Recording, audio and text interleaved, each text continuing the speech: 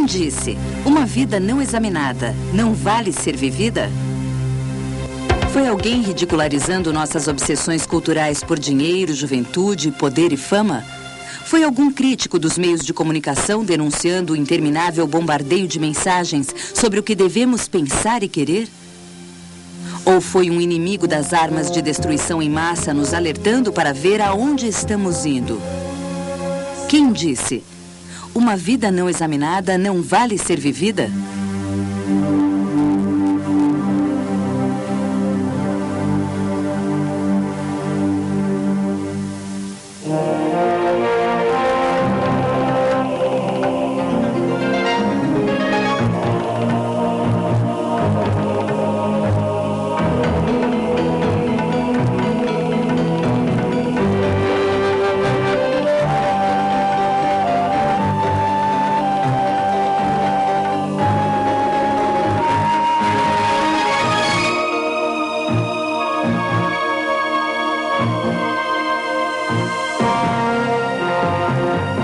A vida examinada.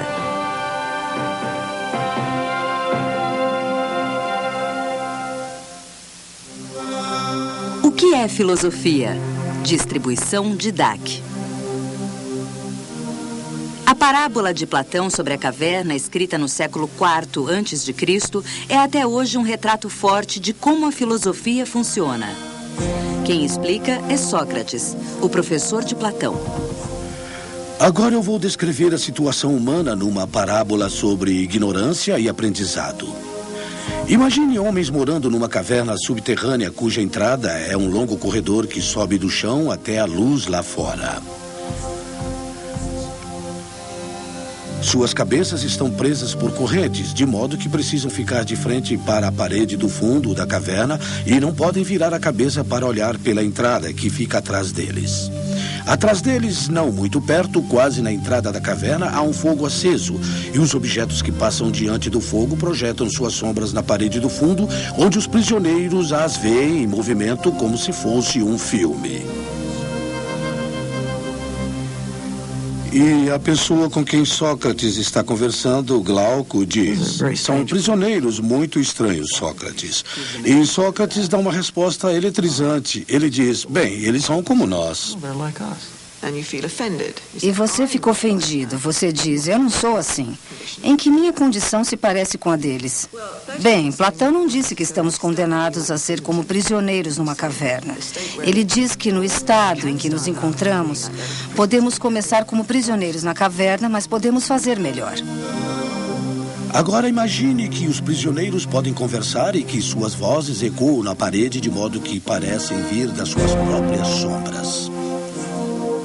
Eles não iriam conversar com essas sombras e falar delas como se fossem reais? Para os prisioneiros, a realidade não seria nada mais que sombras. Agora, o óbvio a se pensar, se estiver explicando isso a uma plateia moderna, é a televisão. Não há nada de errado em assistir à TV, mas será errado se você achar que a TV lhe mostra as coisas como realmente são, e é disso que trata a caverna. As correntes são as maneiras habituais de se pensar no mundo e na nossa condição. É aquilo que aceitamos de nossos pais, da cultura que nos cerca, da televisão, do cinema e das histórias que lemos. Todas essas suposições que temos sobre como o mundo é. Então imagine que um prisioneiro é libertado das correntes. Imagine que ele é obrigado a se levantar e se virar para a entrada da caverna e andar em direção ao fogo. Platão acha que, na maioria, as pessoas crescem e ficam satisfeitas com a visão que adquiriram das coisas e não gostam quando as forçam a pensar sobre elas. Mas um dia alguém as faz pensar e olhar para o outro lado. O movimento seria doloroso e o clarão do fogo cegaria o prisioneiro de modo a não poder ver claramente os objetos reais cujas sombras ele costumava observar. O que ele acharia se alguém lhe dissesse que tudo o que ele vira antes era uma ilusão e que agora ele estava mais perto da realidade, que sua visão estava mais clara? Seus olhos arderiam e a dor o faria virar-se de volta, procurando olhar de novo para as coisas que eram capazes de ver com mais facilidade, convencido de que eram mais reais do que as que haviam lhe mostrado. Na verdade, isso é perceber que muitas de suas opiniões são de segunda mão e que, de certo modo, não são suas próprias opiniões. E é doloroso pensar no porquê das suas crenças, na origem das suas crenças. Você percebe, bem, eu só penso assim porque foi o que me ensinaram na escola, ou os meus pais me criaram para pensar assim, ou algo parecido.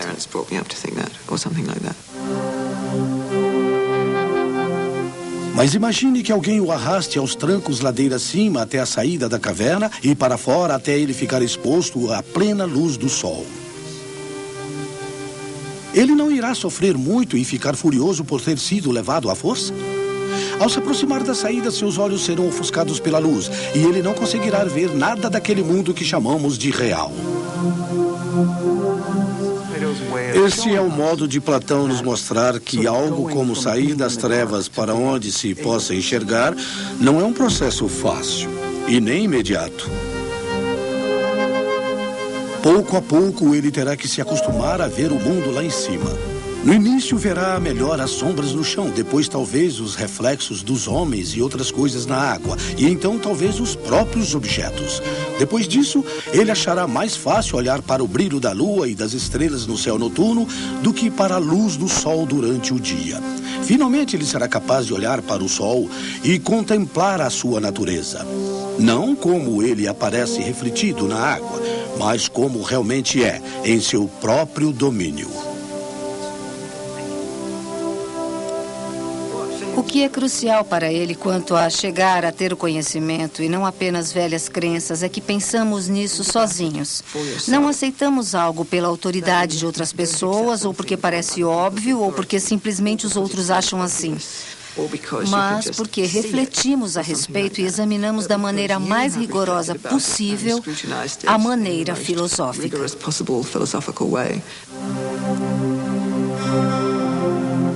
Finalmente, imagine o prisioneiro libertado sendo tirado da luz e reconduzido ao seu velho lugar na caverna. Seus olhos se encheriam de escuridão. Agora ele teria de competir na distinção das sombras com os prisioneiros que nunca saíram da caverna, com olhos que enxergavam pouco. Ele não pareceria ridículo? Os outros diriam que ele havia saído e voltado com a visão arruinada. Portanto, era melhor nem pensar em subir. Bem, alguém que já saiu da caverna e voltou descobre que seu modo de enxergar o mundo é radicalmente diferente do da maioria das pessoas.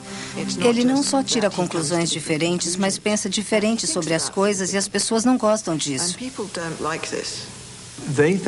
Eles acham que o sujeito é louco, acham que ficou doido. Ele fala de coisas que nenhum de nós jamais experimentou. Então, seja o que for esse passeio que ele fez, isso arruinou sua mente e o tornou um idiota. Então, eles o desprezam. A filosofia é muito atraente e bem difícil. Portanto, não é apresentada como algo divertido. É algo que depois que se começa, não se larga mais, porque é muito envolvente. Não dá para voltar para o estágio anterior, porque ele não satisfaz mais. Como uma pessoa começa em filosofia? Muitas vezes é uma coisa pequena que lhe abre o caminho para ser quem é.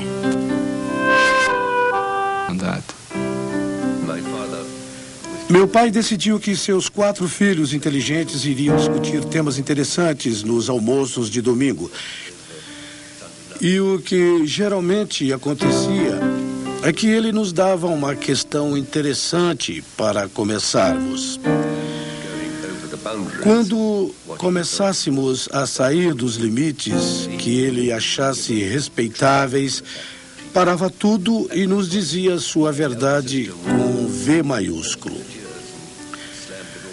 Nessa hora, minha irmã mais velha começava a chorar. Batia à porta e ia para sua cama. E eu simplesmente me calava.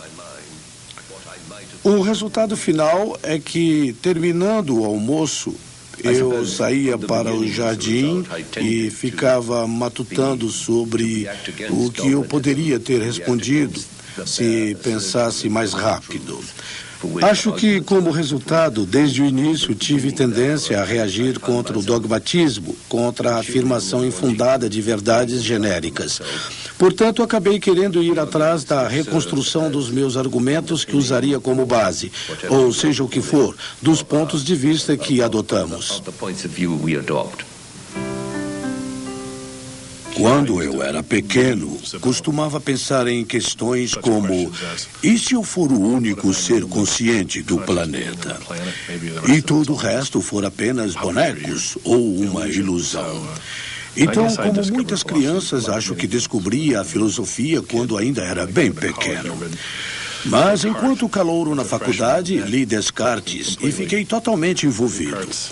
As meditações de Descartes e o problema da mente. Pensei, esse é um problema magnífico, vou trabalhar nisso se puder. Bem, eu comecei a faculdade de matemática gostando especialmente das partes mais filosóficas, a lógica, a teoria dos conjuntos e as bases da matemática. E os outros cursos de que mais gostei foram os de literatura. Então, na verdade, a filosofia era um modo de estudar matemática e literatura, considerando ambas como a mesma matéria. Quando entrei na faculdade, descobri que havia o curso de filosofia. Não havia fatos. Eu sempre detestara coisas como história, onde tinha que aprender um monte de fatos. Em filosofia era apenas argumentar, pensar, raciocinar. Então nela me senti como um pato na lagoa. O que é filosofia? Como ela se relaciona com as outras áreas do pensamento? Em que ela é diferente? Na filosofia, você pergunta por quê? O mundo tem que ser assim? O mundo poderia ser assim? O que significa para o mundo esta questão? O mundo ser assim? Você faz algumas perguntas como essas e vai para as questões profundas essenciais. E a filosofia é o que há no fundo de tudo isso. É como quando você estuda história e alguém lhe diz: você apenas faz um relato, mas não é uma explicação. O que seria explicar a Revolução Francesa, em vez de apenas descrevê-la? E você responde: eu não sei. Nunca pensei nisso. Bem, e qual é a diferença entre descrever e explicar? Então você se aprofunda cada vez mais até chegar a questões realmente básicas que costumamos ter como certas. E isso é filosofia. O cientista pergunta, qual é a causa do câncer? Mas o filósofo pergunta, bem, o que é uma causa? O que significa algo ser uma causa? Que tipo de fenômeno causa alguma coisa? O que é uma relação causal? Filosofia é aquela disciplina que luta com os problemas que ainda estão confusos demais para qualquer ciência que se preze tentar resolver. Somos o depósito de lixo das ciências, se quiser. Parece-me que o filósofo é, na grande frase de Locke, um serviçal do resto da cultura e ciência humana. Nossa tarefa é entender o que acontece em diversas áreas, abstrair do conhecimento detalhado de seus participantes e tentar criar uma estrutura que faça sentido para um elenco muito maior de coisas que qualquer pesquisador ou participante isolado possa entender.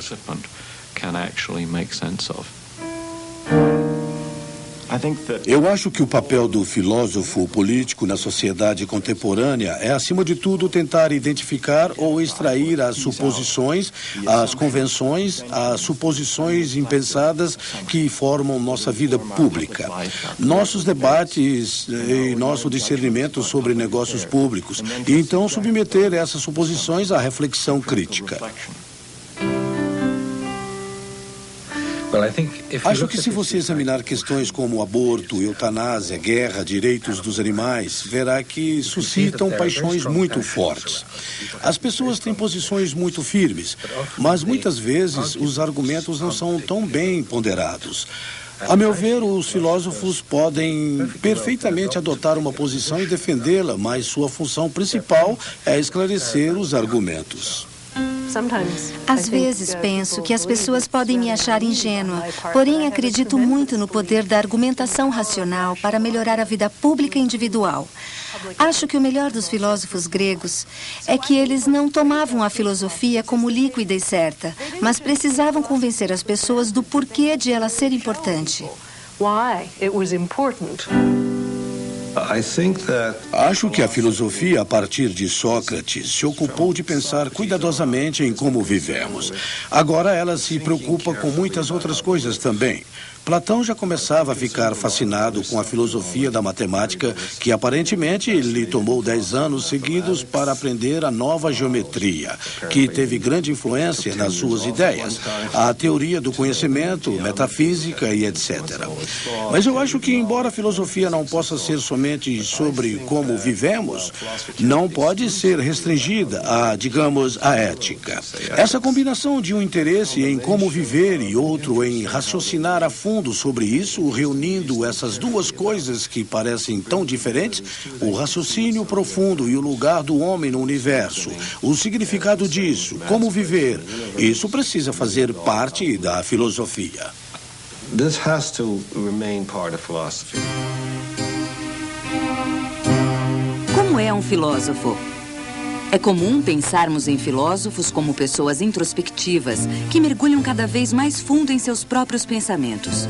Mas talvez o exemplo mais famoso da filosofia na prática seja uma pessoa que adorava se relacionar com gente, o mestre de Platão, Sócrates.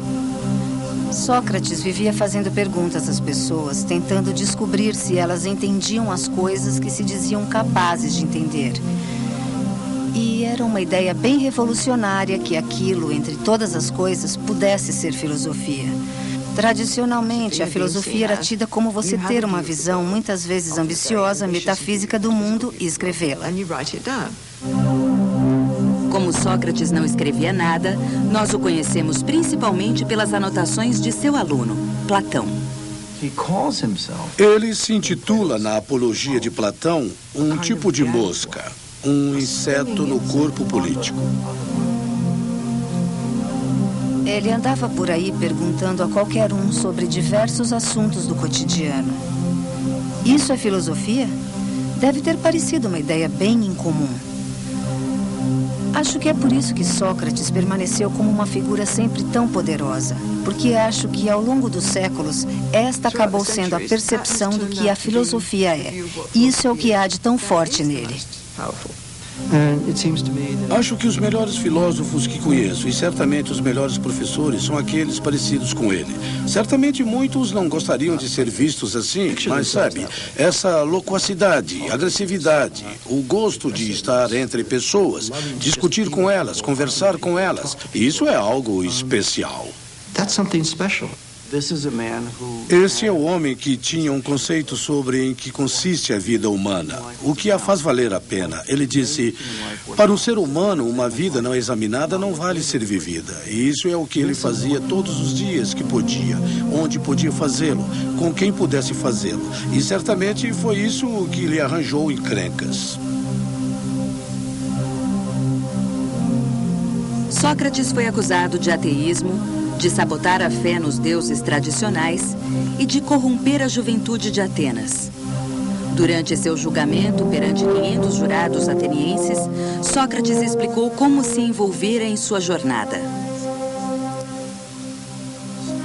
Alguns de vocês conhecem meu bom amigo Querofonte? Antes de morrer, ele foi a Delfos e perguntou ao oráculo quem era o homem mais sábio do mundo. O oráculo lhe respondeu que não havia homem mais sábio do que Sócrates. Quando eu soube disso, me perguntei, o que o Deus do oráculo pode querer dizer? Porque eu sabia que não era sábio. Devido ao seu respeito pelo oráculo, Sócrates saiu numa missão religiosa em busca de uma pessoa realmente sábia. Conversou com políticos, poetas, artesãos.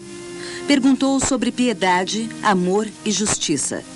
Descobriu que sua sabedoria, ironicamente, decorria de ele não ter qualquer pretensão a ela, ao passo que outros a tinham. E ele esvaziou essas pretensões com uma técnica que ficou conhecida como o método socrático. A maioria das pessoas fica muito ansiosa para dizer o que pensa. Sócrates diz, muito bem, me diga o que você pensa. Então, o que Sócrates faz são perguntas para trazer à tona outras coisas que a pessoa pensa. E Sócrates tinha essa habilidade em comum de fazer o tipo de perguntas que trazem à tona coisas que a pessoa pensa, mas que conflitam com a afirmação anterior. No primeiro livro da República, de Platão, o personagem fanfarrão de Trasímaco defende vigorosamente que a justiça é qualquer coisa feita no interesse dos governantes. Sócrates se aprofunda nesse aspecto. Estamos de acordo que a justiça é um interesse de algum tipo, mas você vai além dizendo que é um dos mais fortes. Não tenho tanta certeza sobre o seu à parte e vou ter que pensar melhor. Prossiga. Primeiro diga, você acha justo os súditos obedecerem a seus governantes? Acho. Mas os governantes são infalíveis ou às vezes são capazes de errar. Para ser claro, eles são capazes de errar. Então, ao fazerem as leis, às vezes a fazem corretamente, em outras não? É verdade. Quando eles as fazem corretas, fazem de acordo com seus interesses. Quando erram, é contra os seus interesses. Admite isso? Sim. E as leis que eles fazem têm de ser obedecidas pelos seus súditos. É isso que você chama de justiça? Certamente. Então a justiça, pelo seu argumento, não é apenas obediência aos interesses dos mais fortes, porém o oposto. O que você está dizendo? Não admitimos que os governantes podem errar quanto ao seu interesse no que ordenam e que obedecê-los é justiça? Sim. Então você deve ter percebido que a justiça pode não ser no interesse dos mais fortes quando os governantes, sem querer, ordenam coisas a serem feitas contra si mesmos. Sim, mas... Aí temos essas perguntas e esse sujeito desengonçado que surge e, diante de seus interlocutores, expõe todos os valores pelos quais eles pautam suas vidas, como problemáticos, incoerentes, uma bagunça conceitual. Ele deve ter sido não só fisicamente feio, mas muito irritante. Por outro lado, com seu interesse permanente em descobrir quais seriam os valores corretos e sua capacidade de desestruturar os pretensiosos, imagino que também fosse uma pessoa bem cativante. Finalmente, boa parte dos atrativos de Sócrates decorria de sua recusa a ceder, mesmo para salvar a própria vida. E ele conclui sua defesa no julgamento. E se me disserem, Sócrates, vamos libertá-lo, mas somente se você parar de fazer suas perguntas? Vou responder, homens de Atenas, eu os amo e respeito. Mas preciso obedecer a Deus e não a vocês. E enquanto eu tiver forças e vida, nunca vou largar a filosofia. Porque meu objetivo é persuadi-los a todos, jovens e velhos, a não pensarem em suas vidas e propriedades, mas, antes de tudo, cuidarem do seu eu interior. Afirmo que a riqueza não os torna bons por dentro, mas que da bondade interior virá a riqueza e todos os outros benefícios à pessoa. Esta é a minha lição. E se ela corrompe a juventude, então acho que sou um corruptor. Falar diretamente das coisas que nos tornam bons e questionar a mim mesmo e aos outros é a melhor coisa que o homem pode fazer. Porque uma vida não examinada não vale a pena ser vivida.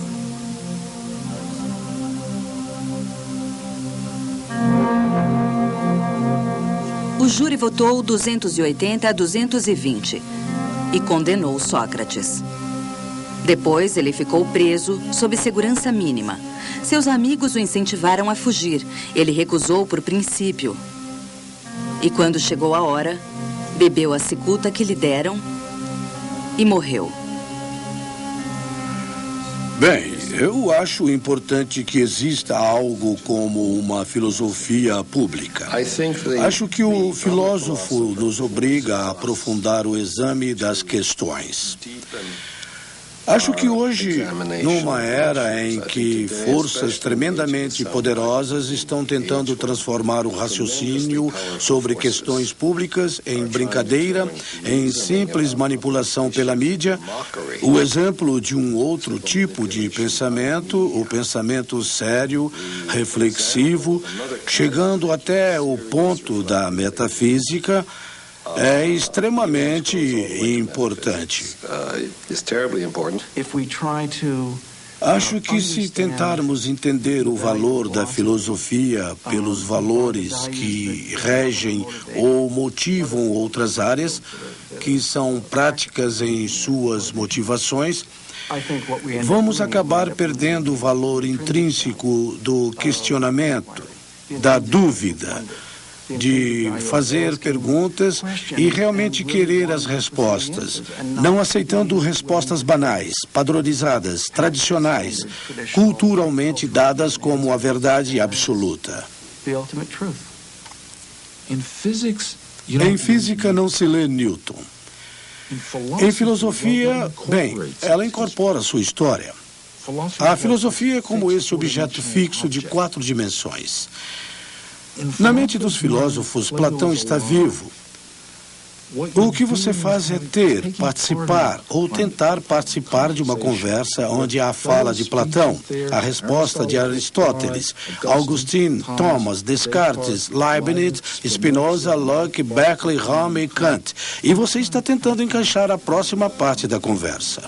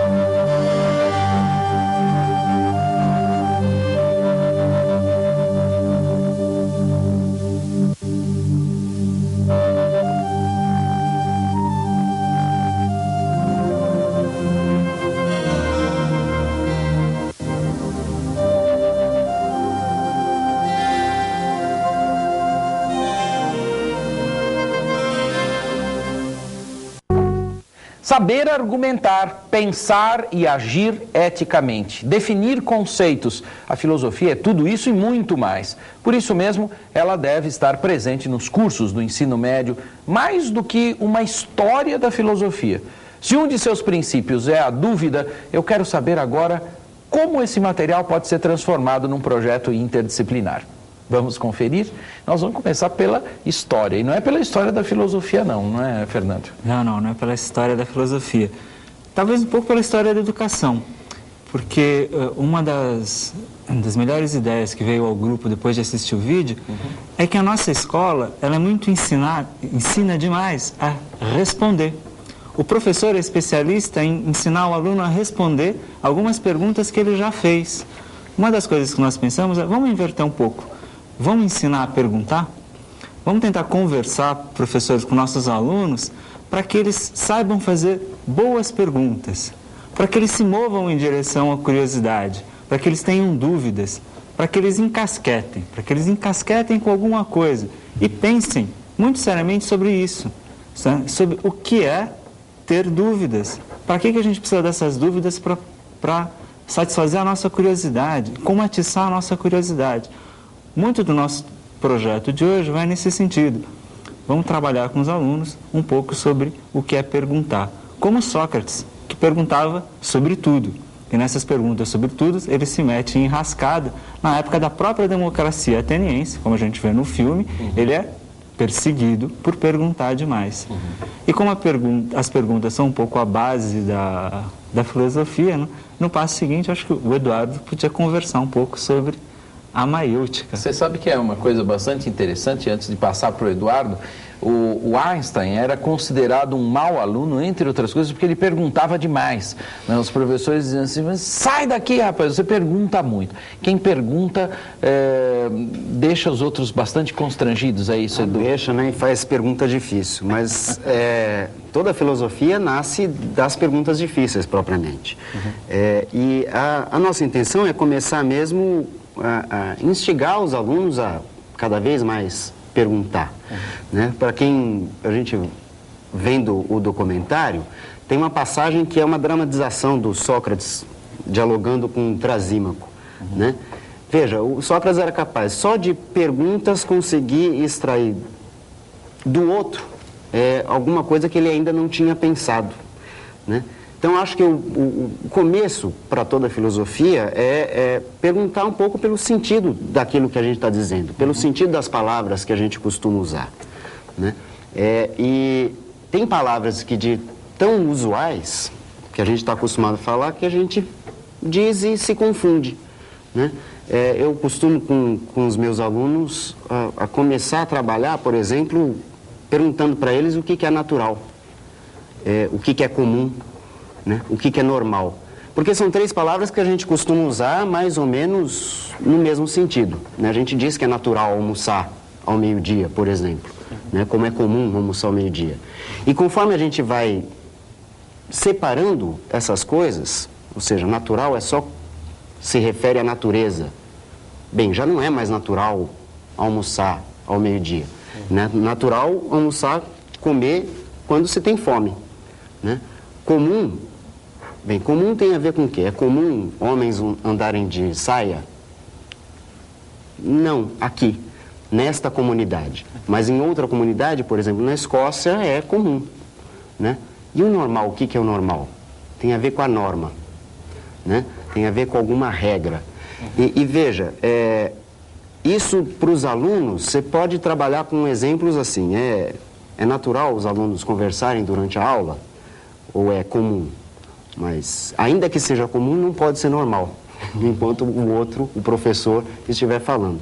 E eles passam a pensar um pouco mais assim, que palavra é que eu devo usar? Né? Já é um bom começo, um bom exercício de filosofia esse. É verdade. E antes que os escoceses fiquem ofendidos, né? Quando a gente está falando de saia, aqui nós estamos falando o popular kilt, né? Que é uma roupa tradicional, né? E que não significa que os homens estão simplesmente aderindo às saias. Apesar de que isso faz parte da moda, né? Recentemente, alguns homens estavam mesmo se vestindo com saias, mesmo por aqui, né? O que também não muda absolutamente nada, né? Muda sim esse próprio conceito de normalidade. O que é normal e o que não é normal. Aliás, normal é perpendicular também à superfície, né? Quer dizer, isso já traz aqui uma interdisciplinaridade forçadíssima, na verdade, por causa dessa brincadeira com a matemática. Mas é certo que a matemática está bem presente também nesse problema, né? Nessa questão. Então, Valmir, você sabe que essa ideia que o Eduardo está trazendo das perguntas difíceis, né? A matemática tem muita pergunta difícil e que muitas vezes, assim, no trabalho ali de sala de aula de algum tema, a gente até acaba não percebendo toda a dificuldade, a engenhosidade que pode estar por trás de um determinado conceito, né? A ideia do infinito, por exemplo, é uma ideia fabulosa para se trazer para a sala de aula e discutir com uma profundidade um pouquinho maior, né? Então, por exemplo, uma situação clássica de matéria, de conteúdo de aula, que é a de discutir os racionais, os números racionais e suas representações decimais, né? Então, o professor normalmente faz a passagem das dízimas periódicas para as razões, né? Para as frações. Essa passagem, ela é feita igualando uma dízima periódica a x, multiplicando por 10 dos dois lados da igualdade e subtraindo membro a membro, o que faz com que desapareça o período, né? Os números que se repetem depois da vírgula. Mas para desaparecer esse período, você tem que assumir, por exemplo, que dados dois conjuntos infinitos, mas um tendo um elemento a menos que o outro, os dois conjuntos continuam com infinitos elementos. Porque essas casas depois da vírgula, quando você multiplicou por 10, você tirou uma casa da vírgula. E você está subtraindo, então, dois conjuntos com infinitos elementos, mais um deles com um elemento a menos.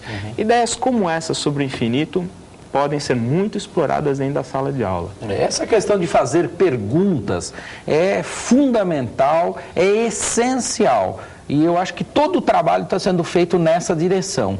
E daqui a pouquinho nós vamos mostrar outras perguntas importantes que são feitas aqui em História, em Filosofia e em Matemática. Mas como que eles chegaram a esse trabalho? Vamos conferir? É natural que a gente almoce meio-dia? Ou é comum? Ou é normal?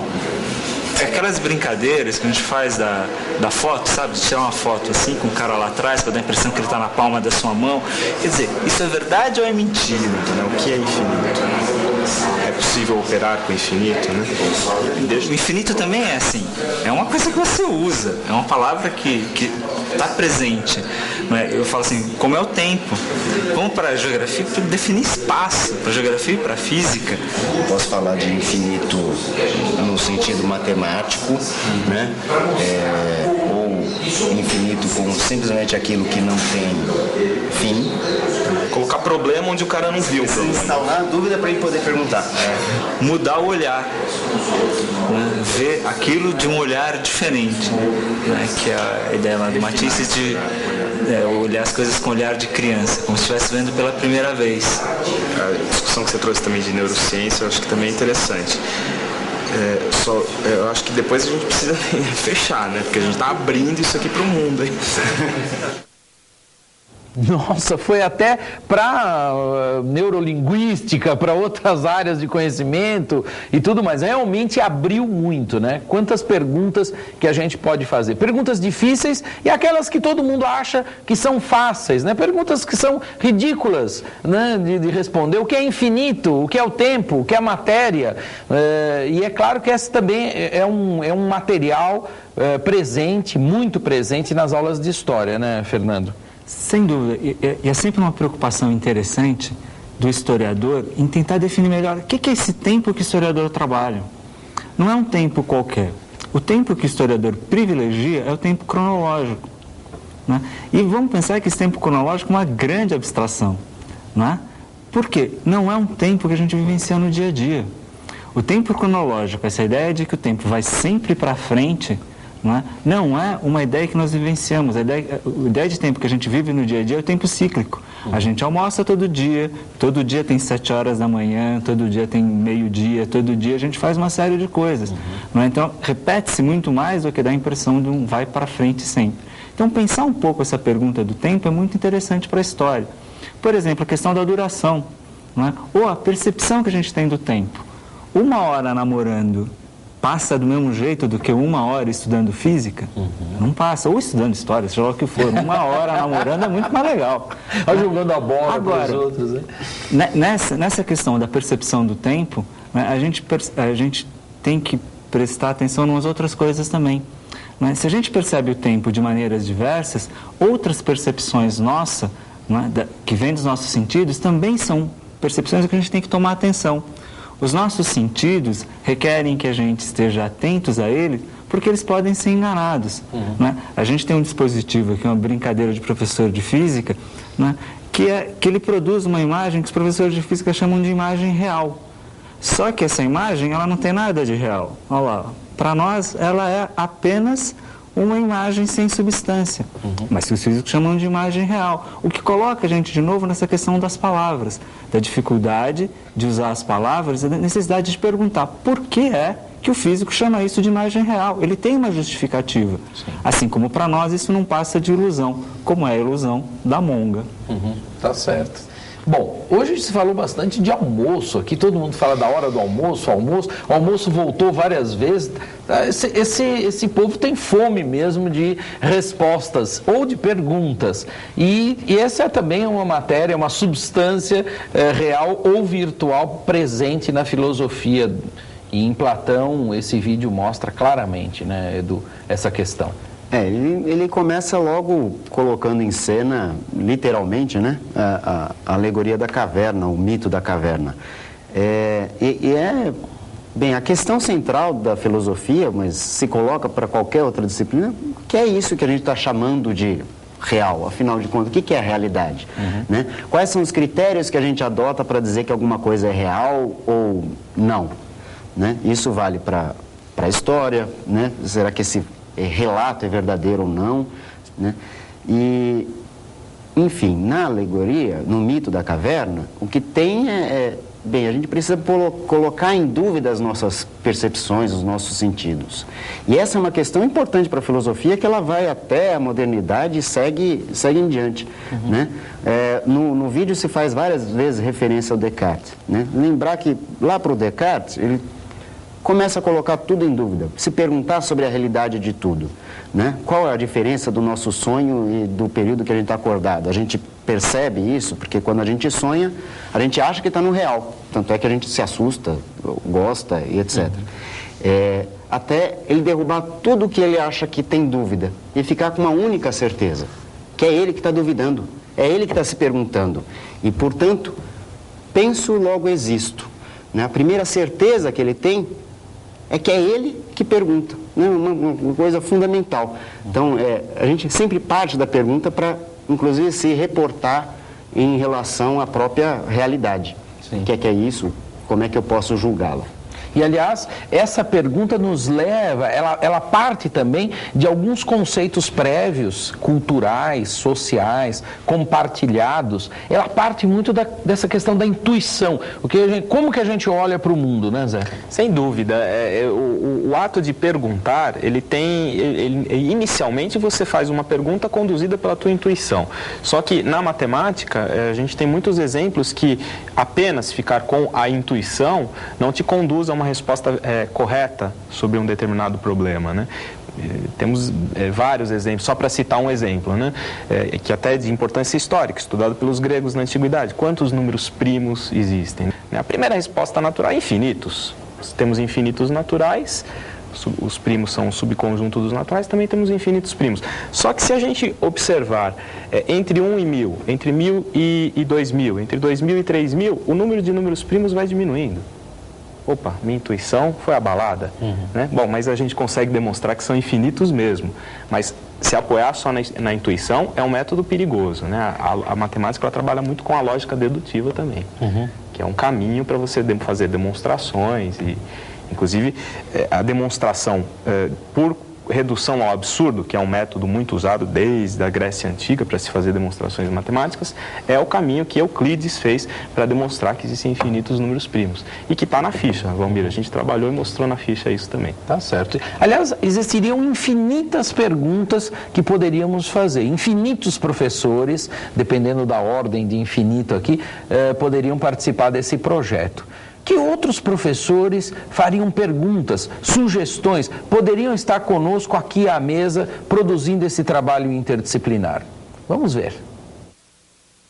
Olha, eu sugiro que a sociologia proponha uma discussão sobre o lugar da filosofia na nossa sociedade atual, ou seja, quem são as pessoas, quem são os profissionais que têm o privilégio de refletir sobre a origem das coisas, sobre o nosso lugar no mundo, sobre o nosso futuro, considerando que essa reflexão é muitas vezes considerada como improdutiva num mundo que gira em torno das quantidades, dos produtos palpáveis, e não conseguindo, por exemplo, ver que a reflexão, o pensamento pode se tornar um produto extremamente precioso para a nossa vida atual. Primeiro, fundamental que a filosofia ela faz parte do exercício crítico para qualquer área do conhecimento. Eu trabalharia preconceito, diálogo, real e imaginário, né? E trabalharia também as cavernas de cada um, a realidade, a diferença, e às vezes a gente transforma essas cavernas em prisões. Que prisões de que a gente está falando, né? As prisões da beleza, do consumo, Big Brothers, né? E no vídeo também fala que o Sócrates gostava muito dessa relação, então daria para fazer também aí um trabalho, um grande debate, né, com os alunos, falando sobre essas cavernas. E eu vou ficar aqui com uma relação kantiana de sensibilidade, entendimento, que fica assim: a psicologia sem a filosofia é cega, e a filosofia sem a psicologia é vazia. Acho tão legal ver como os professores de áreas diferentes, de disciplinas diferentes, conseguem conversar entre si, trazer contribuições, nesse caso 2 boas contribuições, uma de sociologia e uma de psicologia, né, Fernando? Inclusive as 2 contribuições das professoras levam a gente a pensar já o trabalho que a gente quer propor, que é que cada uma das disciplinas envolvidas nessa nossa brincadeira de perguntar, né, o professor elabore uma pergunta que ele acha dessas excitantes, dessas perguntas que valham a pena ser respondidas na sua disciplina, para que os alunos possam também eles elaborarem alguma pergunta que eles acham interessantes e difíceis de buscar. Não precisa ser uma pergunta de uma disciplina, mas tem que ser uma pergunta que atice a curiosidade deles mesmos, alunos. Uma das professoras falou em imaginário e em real.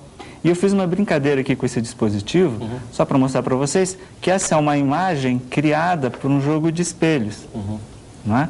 E neste jogo de espelhos é que a gente cria uma ilusão de uma imagem aqui em cima que vocês chamam de real, porque ela está fora do espelho. Voltando para o nosso trabalho, assim, a gente pode usar outras questões para gerar as perguntas dos alunos e pensar em organizar o trabalho dos alunos primeiro em grupo, para que eles elaborem uma pergunta, para que eles se enriqueçam do que cada um deles saibam, para num segundo momento, cada um individualmente realize um registro escrito, preferencialmente escrito, né, tentando uma resposta. E num trabalho final, para que essas respostas sejam socializadas por todos que participaram da nossa atividade. É mais ou menos isso. Em filosofia, por exemplo, como é que seria uma possível... Claro que os grupos de alunos vão pensar suas perguntas, mas que pergunta, por exemplo, seria interessante?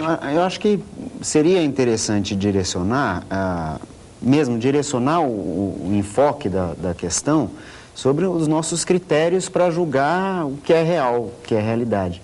Veja, isso parece na matemática, bem, só a intuição não basta. Então, que outro critério eu tenho para julgar isso? Né? Só o documento histórico não basta. Né? Só a visão da paisagem não basta para a geografia e por aí vai. Para que os alunos possam pensar um pouco mais. Afinal, eles estão aprendendo. Vale como critério de verdade, por exemplo, a palavra do professor? Essa é a última verdade? Ou dá para ainda perguntar sobre ela? Né? E é um pouco essa a questão da sociologia, né? Qual o lugar da filosofia? É dessa pergunta sobre o fundamento, mas afinal de contas, o que é isso mesmo? Né? Eu tenho a impressão também de que não é qualquer pergunta, né? Porque a gente pode orientar os alunos a fazer uma pergunta e pode sair qualquer coisa. Não. Mas veja, todas as nossas perguntas, elas tendem a mover assim para um grande susto. Falei, nossa, como é que eu nunca pensei nisso? E agora, como é que faz? Como é que é assim o infinito? Pois é, né? E nessa ideia, Eduardo, nessa ideia dos infinitos primos, né, se o professor problematizar, né, quer dizer, a primeira impressão do aluno é a de que existem infinitos primos. Mostrar uma tabelinha com a quantidade de primos em intervalo de 1000 e 1000 números, já vai puxar o chão desse aluno, ele vai se questionar, será que são infinitos primos? Mas tem que dar um susto, né? Um susto forte, né? Tá e aí certo. o susto maior vem com a demonstração depois, né? Tá certo. Bom, vamos fazer só um resumo rápido. A questão de hoje é fazer perguntas. Nós estamos acostumados a dar respostas, mas precisamos aprender a fazer perguntas dentro da escola. Isso vai ser feito em cada uma das disciplinas, desde a questão da maiêutica na filosofia, até a história, pensando as várias versões e os vários olhares da matemática para questões como infinito, as dízimas e aí vai por várias outras questões. A dinâmica, passa o vídeo, exibe o documentário, discute algumas questões em filosofia do mito da caverna, das perguntas, da maiêutica e do Descartes, de preferência, e em seguida faz um trabalho dividindo os alunos em grupos de 5, 6 alunos, eles vão discutir entre si, criar perguntas e depois cada um vai responder individualmente e em seguida os grupos vão socializar essas respostas. E eu acho que esse é um excelente trabalho que pode ser feito a partir desse vídeo. Muito obrigado pela presença de vocês. Maravilhoso o programa de hoje, não é, pessoal? Tenho certeza que muita gente vai propor um trabalho parecido com esse que foi criado pelos nossos colegas. Vale também, ou principalmente, sair da caverna e ousar mesmo. O programa vai terminando e eu deixo um abraço a todos vocês e os convido para o próximo Sala de Professor da nossa TV Escola, o canal da educação. Tchau, tchau, pessoal.